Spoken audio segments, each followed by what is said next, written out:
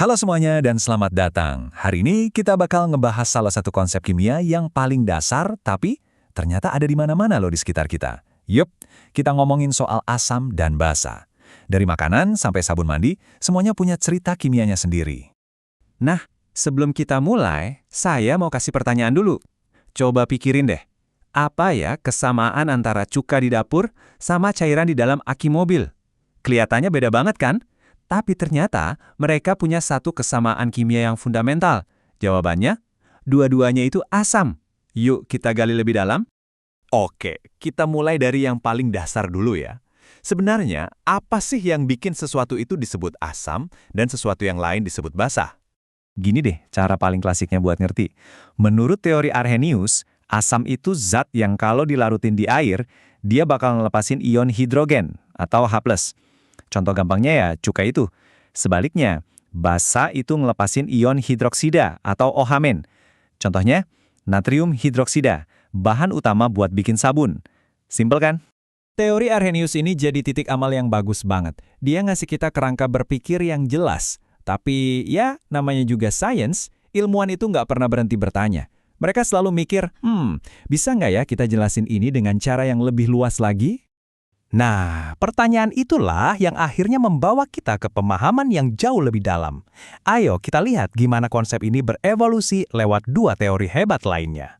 Jadi bisa dibilang ada 3 level pemahaman. Kita mulai dari Arrhenius, yang cuma fokus di dalam air. Terus, kita naik level ke Bronsted-Lowry, yang ngelihatnya sebagai transfer proton.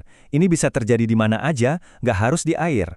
Puncaknya, ada teori Lewis, yang mandangnya dari sudut transfer pasangan elektron. Setiap teori ini saling melengkapi, bikin pemahaman kita jadi makin utuh. Nah, saya suka banget cara mikir yang satu ini. Teori Bronsted-Lowry ini ibaratnya kayak main lempar tangkap bola. Asam itu si pelempar protonnya, dan basa itu yang jadi penangkapnya. Analogi ini bikin konsepnya jadi jauh lebih gampang dibayangin, ya kan? Gambar ini nunjukin kedua teori tadi dengan jelas banget. Coba deh lihat yang kiri. Kelihatan kan gimana proton H+ itu dilempar dari asam ke basa? Nah, sekarang lihat yang kanan. Di situ kita bisa lihat dari sudut pandang elektron. Gimana si basa ngasih sepasang elektronnya buat bikin ikatan baru. Ini visualisasi yang sempurna banget. Sekarang kita sampai di teori Lewis.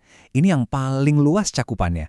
Yang bikin teori ini luar biasa adalah dia bahkan nggak butuh proton sama sekali.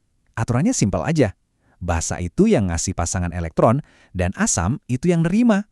Definisi ini kuat banget karena bisa ngejelasin reaksi-reaksi yang nggak bisa dijelasin sama dua teori sebelumnya. Bener-bener universal.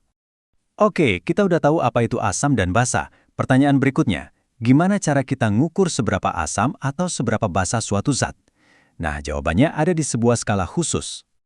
Sebelum kita main-main sama angka, kita mulai sama warna dulu. Kita pakai sesuatu yang namanya indikator. Anggap aja ini bunglon kimia.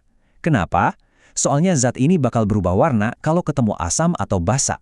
Jadi kita bisa langsung tahu sifatnya. Ini beberapa contoh indikator yang sering dipakai di laboratorium. Pasti pernah dengar kertas lakmus kan? Dia bakal berubah dari merah jadi biru kalau kena basa. Ada juga phenolphthalein yang dari bening bisa jadi merah ngejreng. Tiap indikator punya sihir perubahan warnanya sendiri. Berguna banget buat identifikasi cepat. Oke, sekarang buat pengukuran yang lebih presisi, kita pakai skala pH. Bayangin aja ini kayak penggaris kimia yang panjangnya dari 0 sampai 14. Skala inilah yang ngasih tahu kita secara pasti posisi suatu zat di spektrum asam basa. Cara bacanya gampang banget. Angka 7 pas di tengah-tengah itu artinya netral. Contohnya air murni. Apapun yang angkanya di bawah 7 itu asam. Makin kecil angkanya, makin kuat asamnya. Sebaliknya, apapun di atas 7 itu basa, dan makin tinggi angkanya, makin kuat juga basanya. Oke, teorinya udah, cara ngukurnya udah. Sekarang pertanyaan paling penting, emangnya kenapa sih ini semua penting buat kehidupan kita sehari-hari? Coba deh perhatiin angka ini, 7,4. Kelihatannya biasa aja ya, tapi ini adalah pH yang harus dijaga sama darah kita supaya kita bisa tetap hidup. Soalnya, semua enzim dan protein di tubuh kita cuma bisa kerja optimal di rentang pH yang sempit banget, sekitar 7,35 sampai 7,45. Kalau geser sedikit aja, seluruh sistem tubuh kita bisa kacau balau. Sepenting itu keseimbangan pH. Dan ternyata, keseimbangan pH ini penting di mana-mana. Mulai dari lambung kita yang super asam buat mencerna makanan, sampai tanah pertanian yang pH-nya nentuin subur atau enggaknya tanaman. Bahkan sampo dan sabun yang kita pakai pun pH-nya diatur khusus biar cocok sama kulit kita. Ini contoh yang krusial banget ada di pertanian. Seperti yang disebutin di sini, tanaman itu cuma bisa tumbuh subur kalau pH tanahnya pas. Artinya apa? Kualitas makanan yang sampai ke meja kita itu salah satunya bergantung pada keseimbangan pH tanah. Makanya petani harus terus ngecek dan nyesuaiin pH tanah biar panennya maksimal. Jadi, setelah pembahasan ini, coba deh lebih peka sama lingkungan sekitar. Dari kolam renang sampai minuman soda yang Anda minum, konsep pH ini ada di mana-mana.